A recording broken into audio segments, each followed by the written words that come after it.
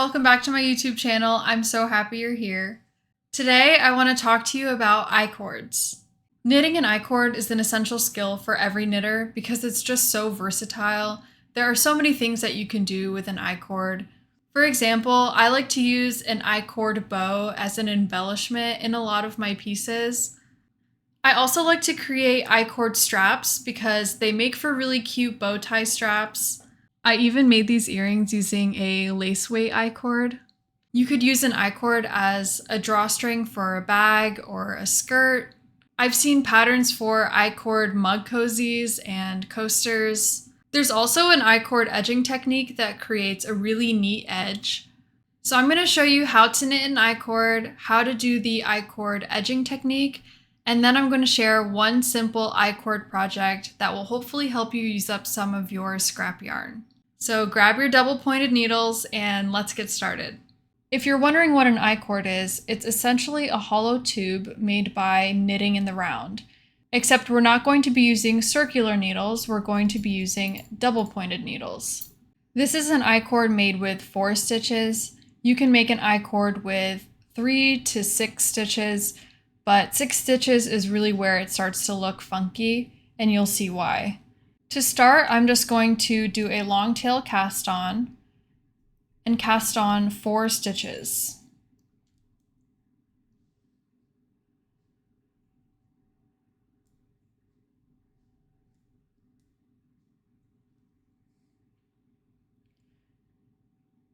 So normally you would turn your work around and then knit your first row, but what we're actually going to do is just slide our stitches to the other end of our double-pointed needle. Pick up our working yarn, take our other needle, and just knit those 4 stitches.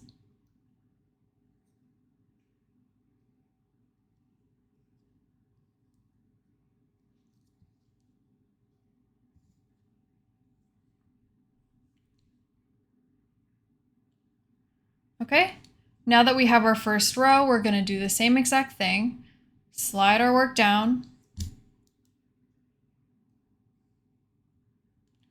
and then knit those 4 stitches again.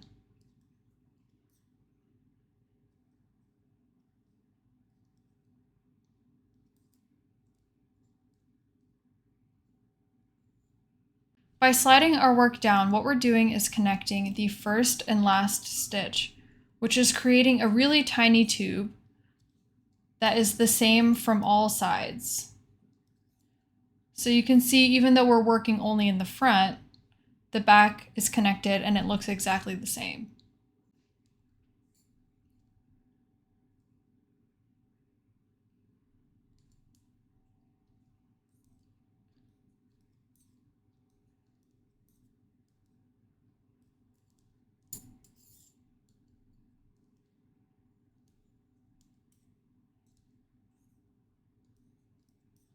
So I'm just going to keep knitting a couple more rows so you can see what I'm doing.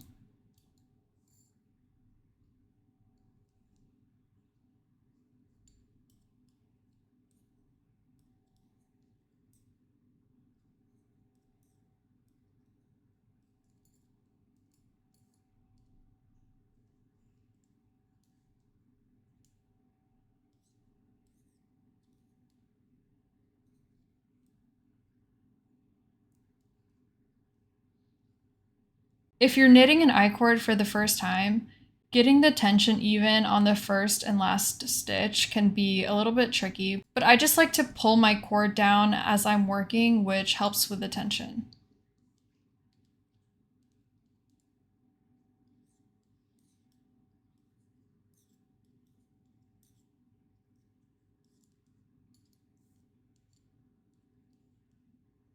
Like I mentioned, the limit on the number of I-cord stitches you can have is probably about 6. And that's because the more stitches you add, the harder it is to close the gap between the first and last stitch. I prefer the look of the 4-stitch I-cord, but feel free to experiment with 3 stitches or 5 stitches.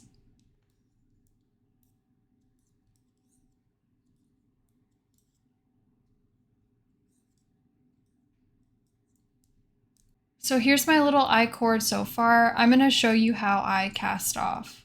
I just use a really simple cast off method.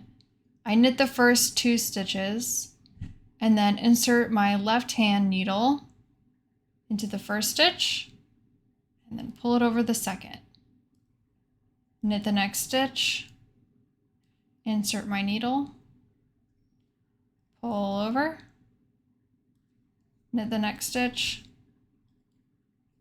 insert my needle, and pull over.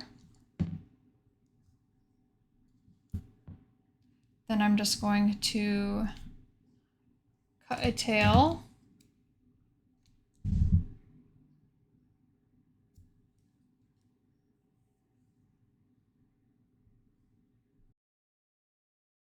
So you can see the cast off makes the end look a little bit uneven.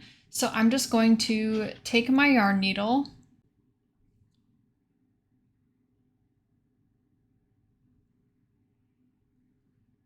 and then I'm going to weave the tail into the opposite side of the tube.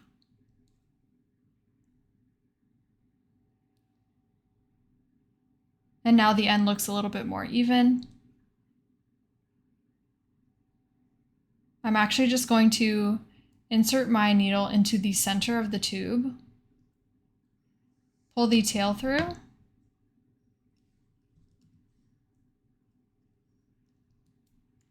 cut the end, and the tail just disappears. I'm doing the same thing with the cast on tail, just inserting it into the tube, pulling the tail through, cutting off the excess, and then just pulling the tube a little bit.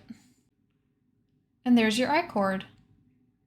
Now that you know how to knit an I-cord, I'm going to show you a slightly more advanced technique, which is knitting an I-cord edge. So I have here a little stockinette swatch. To start, we're actually going to flip our work to the wrong side. When you're knitting the I-cord edge, you always want the wrong side facing you. So starting the same way we did with the standard I-cord, we're going to long tail cast on our stitches, but this time I'm only going to cast on 3 stitches. And that's because I'm going to be picking up the 4th stitch through one of the loops here, which will connect the edge to the piece.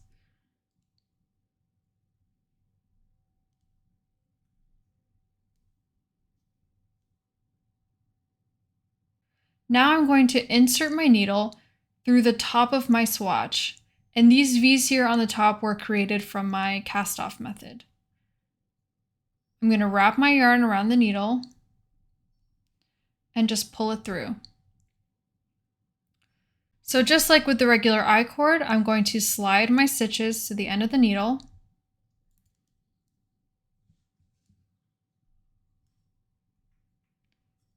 I'm going to knit the first 2 stitches only.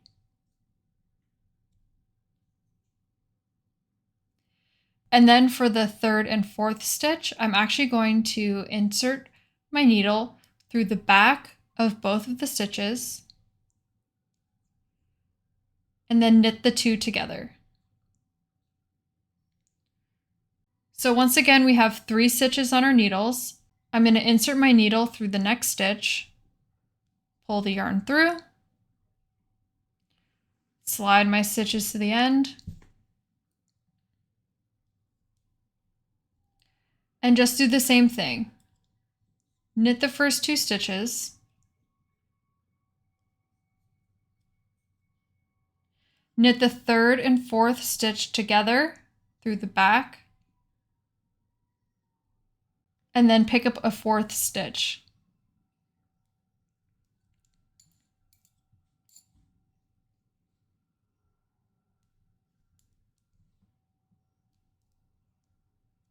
So again, knit 2, knit together through the back, pick up a stitch.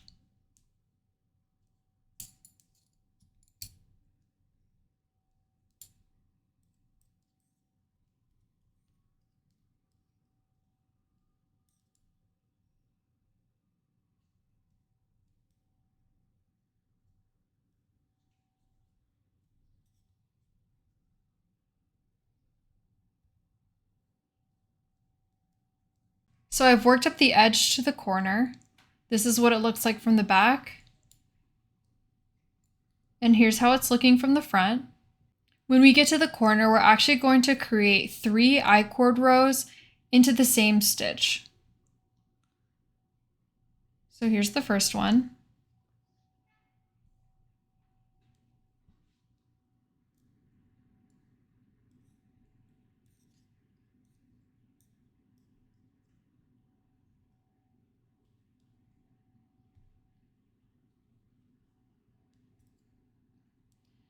And then working into the same stitch, I'm picking up a second loop.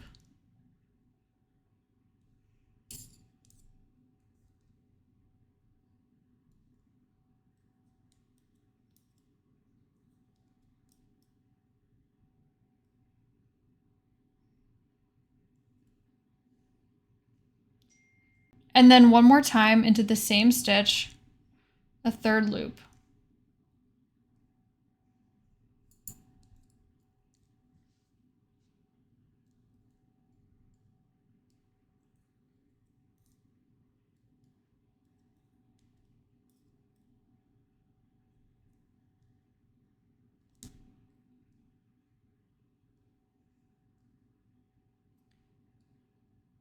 And what this does is create a natural curve in the edge, which will help to maintain the original shape of the swatch. So now I'm moving into the side of my swatch. So I'm just going to insert my needle through the edge stitch.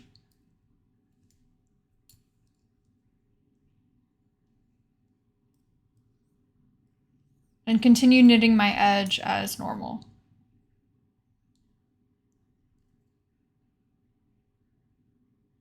Okay, I'm once again at a corner, so I'm going to do the same thing that I did in the last corner, which is knit 3 I-cord rows into the same stitch. So going in with my first,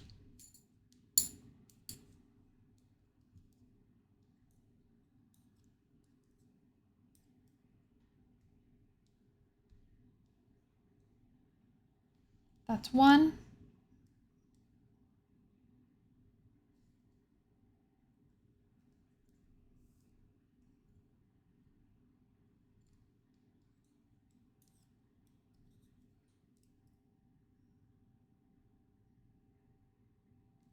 That's 2.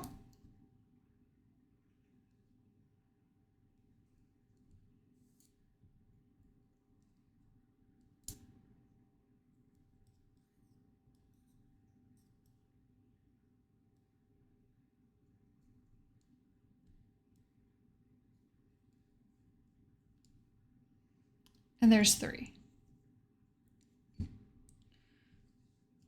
So here's how it looks so far on the front. You can see it's created a really nice, neat, and even edge. I'm going to knit up the rest of my edge and then show you the finished product. So here's a look at my nearly finished swatch. I just think that the I-cord edge looks so pretty. It also prevents the curling that typically happens when you knit stockinette stitch. The last thing that we have to do is cast off and join the beginning and end of our I-cord. So I'm going to do a simple cast off.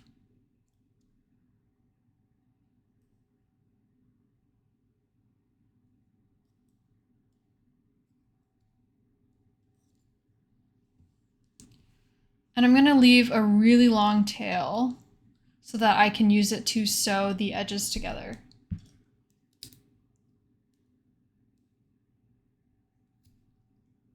I'm going to insert my needle into the first stitch of the I-cord, insert my needle through the first stitch on the other side,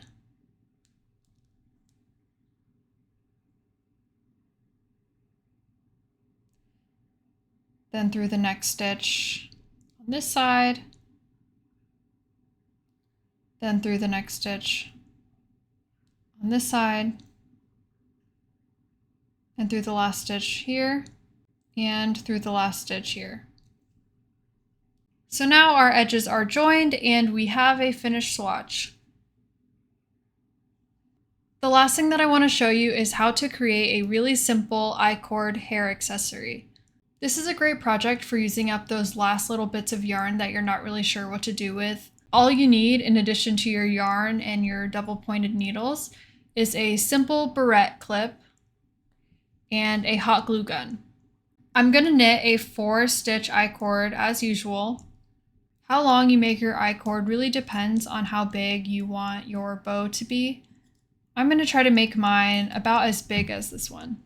My I-cord is looking like a good length, but I'm just going to create a little bow shape to get a better idea of what the finished product is going to look like. I'm happy with that, so I'm going to cast off and then sew in my ends. Now it's time to make the bow.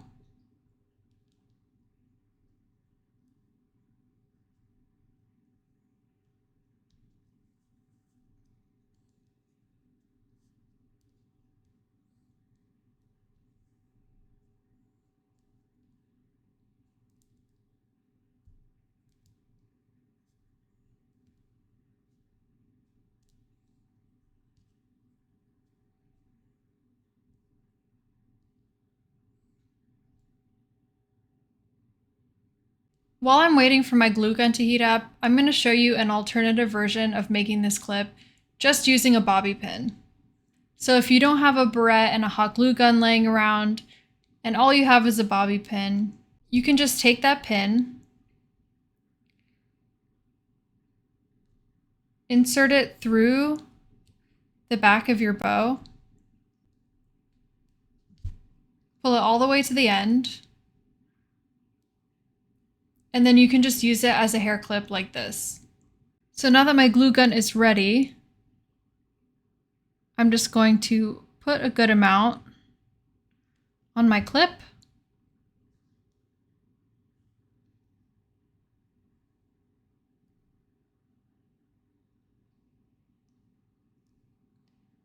And just press and hold my bow. And that's literally it. Now you have an adorable bow that you can clip into your hair. Here's what the clip looks like on, in case you were curious. So originally that was all I had planned to cover. I had actually ordered something for this video, but it looked like it wasn't gonna get here in time. But look what just got here. Yay! Okay, ready? I've always wanted to try one of these, and because today's video is about I-cords, I thought that it would be perfect timing. So I'm so glad that this got here in time. Just to clarify, this is the Tulip I-cord knitter. It comes with the crank part, it comes with the weight, and it also comes with a little crochet hook. Full disclosure, I have no idea how to use this, but let's just try to figure it out together. Okay, so I set up a little table so hopefully you can see what I'm doing. I also just watched a tutorial on how to use this, so I'll link that in the description.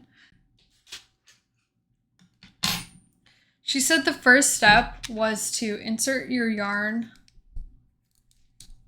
through this loop on the side, and then drop it down the middle. And then attach the weight to the yarn because that's going to help to pull the I-cord down. In the tutorial that I watched, she said that for the first round, you only want the first and the third prongs to catch the yarn. And on the second and the fourth prongs, you want the yarn to be behind the hook. So that's what I'm going to do. And then I think I have to drop the weight so that it pulls the I-cord down as I crank it.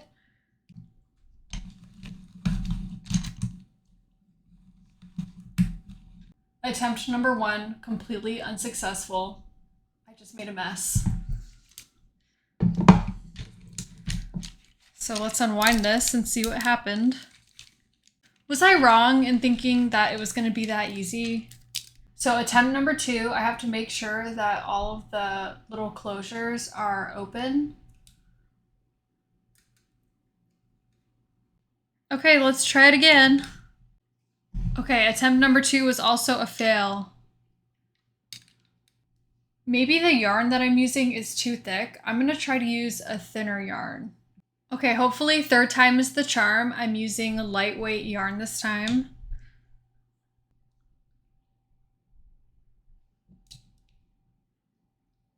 Okay. I think I successfully made the first loop, so I'm going to drop the weight off the table.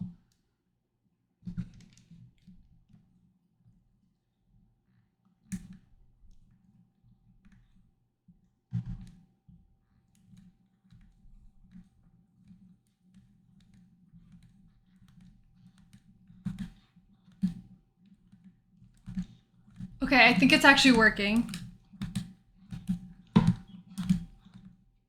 It's so satisfying.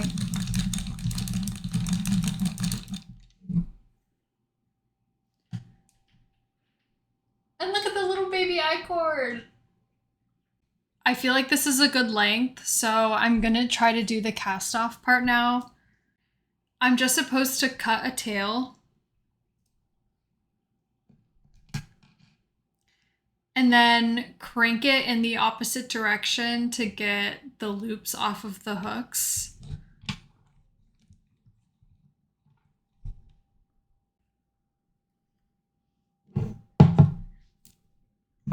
Oh my god!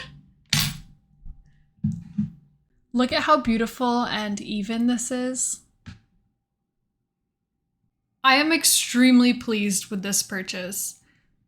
If this had arrived in time for my tier list video, this would be a definite A tier. Because knitting I-cords with double pointed needles is very easy and it's pretty quick, but this is just so much faster.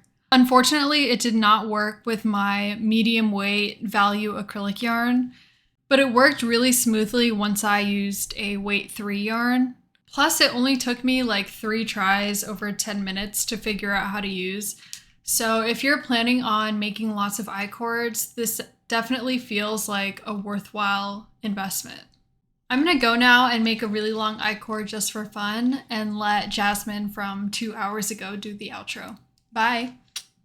I hope you enjoyed learning how to make an I-cord today. Please leave a comment if there's another knitting technique that you would like me to cover. I would also love to make a tutorial on these earrings. They just require some extra supplies that aren't within your scope of typical knitting tools. But do let me know if you're interested in learning how to make them. Subscribe to my channel if you want to see more knitting and crochet related content. I post new videos every Friday. Please leave a like if you enjoyed watching or if you learned something new. And I can't wait to see you all again next Friday. Love you, bye!